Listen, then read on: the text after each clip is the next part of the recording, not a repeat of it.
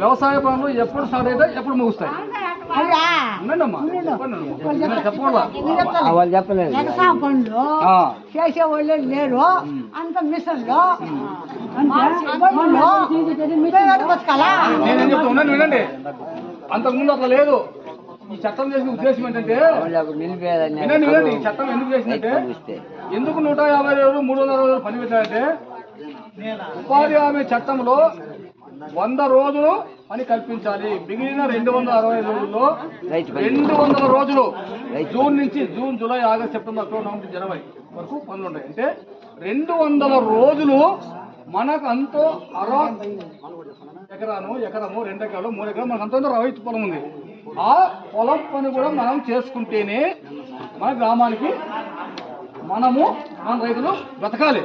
అన్ని రోజులు ఉపాధి హామీ పథకంలో ఇస్తే నువ్వు అన్నట్లా దీనికి గ్యారంటీ ప్రభుత్వం చెప్పింది ఏమి?